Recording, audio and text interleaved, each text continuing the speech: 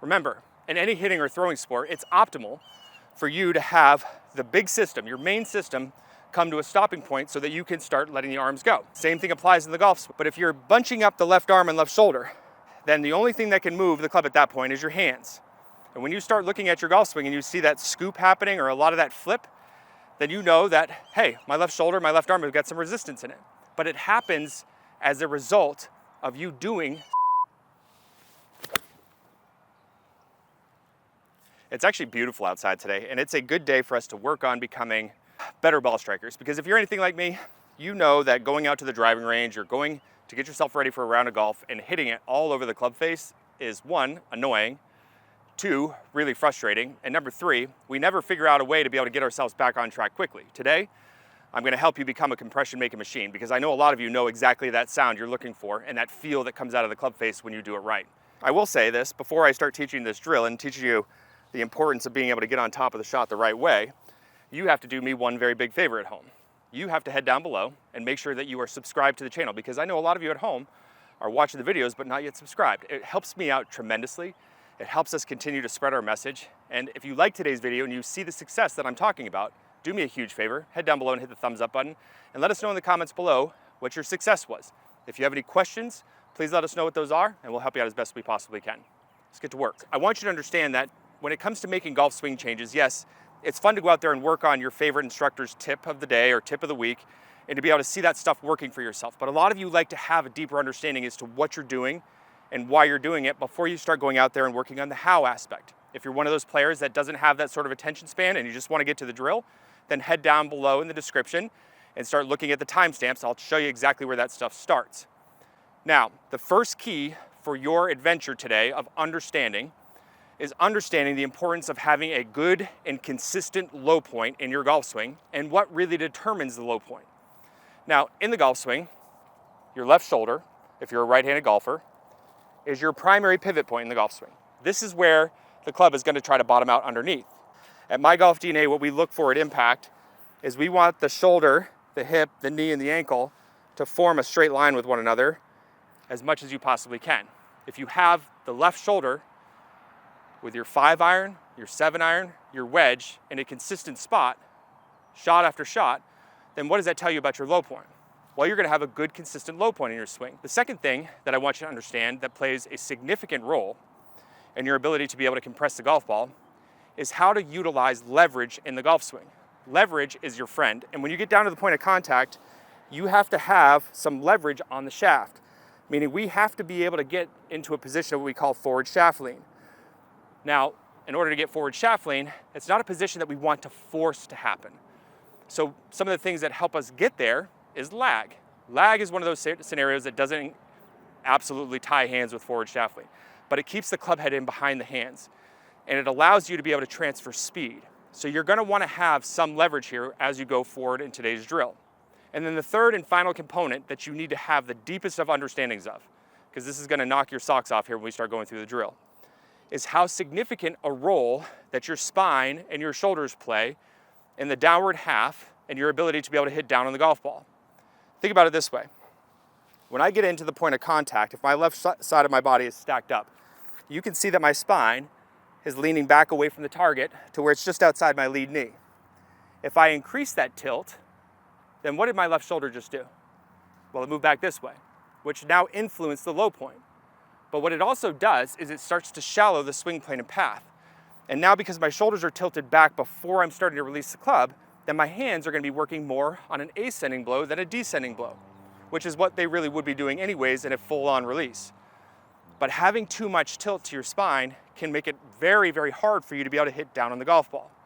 Remember, in any hitting or throwing sport, it's optimal for you to have the big system, your main system, come to a stopping point so that you can start letting the arms go. Same thing applies in the golf swing. But if you're bunching up the left arm and left shoulder, then right there is a signal to me that when you come down to the hitting area, that you've stopped allowing your arm to move freely through the hitting area. And there's probably a good reason why you have that in your swing shape. When you have your left arm pinned against your chest, and it's high on the chest, then the only thing that can move the club at that point is your hands. And when you start looking at your golf swing and you see that scoop happening or a lot of that flip, then you know that, hey, my left shoulder, my left arm have got some resistance in it. But it happens as a result of you doing something way too much of with the trail side or your dominant side of your body. Your right hand, your right arm, your right shoulder play a very big role in the reason why your left arm and your left shoulder are in that position. If it didn't get into that position, then you would have the club face rotating at much higher of a rate than you ever wanted, and you would hit the ball left of the world. So what it's doing is it's helping you kind of get things lined back up. Until today, that is. We're gonna fix it because remember, if you wanna solve the problems of early extension and right arm and right shoulder activation, then you better create better movement from a different area of the body. Learning how to get the left shoulder and the left arm to work perfectly through the point of contact is where we're gonna start. And we're gonna do this drill by focusing in on isolating the club out of there and just getting ourselves to let the left arm swing freely from one side of the ball to the other without our shoulders turning past a square position. Now the focus is that we're gonna do it with our right hand across our shoulders. We're gonna get our left arm just hanging down here freely. And we're gonna make a little small shift and a little turn back with our body. And then what we're gonna do is we're gonna shift our hips to our left side, and we're gonna immediately think about our bicep getting to the extreme left side of our chest. And as our hips open up and our shoulders get back to square, we're gonna keep our arm moving independently to the other side. So you can see that I've got this kind of air underneath my armpit. Shoulder should be square, and your left shoulder should stay down the entire time.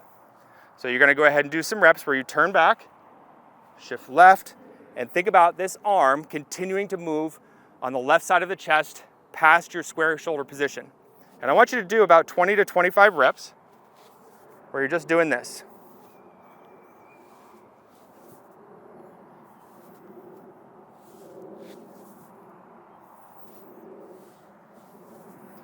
If you watch there closely, what you're probably seeing is my left arm has maybe a little bit of break in it.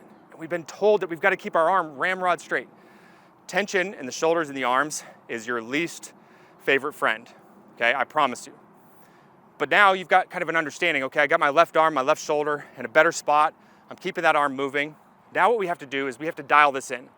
We got to dial it in because we have to be able to get the wrist to be able to deal off the club and be able to square the face up. So what we're going to do now is we're going to focus in on the elbow, staying pointed down the target line until our hand and arm get outside of our lead thigh. But what we're also going to do is from this position is we're going to take our wrist and we're going to start to bow it and rotate it so it's pointed kind of down the target line as it works its way through. So when you start to swing back now, you're going to want this wrist to be anatomically flat. You're going to want to think about your elbow pointing down the target line until it gets outside your lead thigh. And you're going to want to turn this wrist so that it's bowed and pointed in the direction of your target as your arm starts to pass in front. And I know a lot of you keyboard warriors at home are getting ready to go down in the comments and start saying, how am I going to ever hit the golf ball like this? The club face is going to be really shut. Work with me, just do the drill for a second, and you're going to be able to tone it in momentarily. So once you get connected to it, left shoulder, left bicep, and now you've got the elbow and the wrist kind of figured out, then bring the golf club back in. Now when you do this, I want you to choke down on the golf club a little bit. And remember, the key is that when you do these reps, is that your shoulders should be perfectly square to your target line when that left shoulder is working down and staying down, and that left bicep is getting on the left side of the chest, and your wrist is doing what it's supposed to do. You do not want to start helping the golf club with a push on the shaft with a thumb or trying to help it by letting the spine start to lean back. Fight the urge to do that because you're creating better action so that you have something that your right hand can follow along with. And once you can do this drill proficiently, and you can feel, hey, all right, I got my left shoulder down on top of my left ankle. I've got my bicep on the left side of my chest. I can feel the wrist action in there.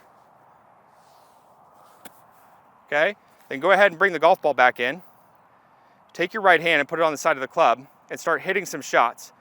And when you start hitting some shots, remember, you don't need to be tense in the right hand, right arm. You should be just barely touching the club and trying to feel these same things coming to light. And I like to start out pretty slow. So I'm going to try to get my left bicep on the left side of my chest. Left shoulder is going to stay down, and I'm trying to feel my wrist do its job. Okay?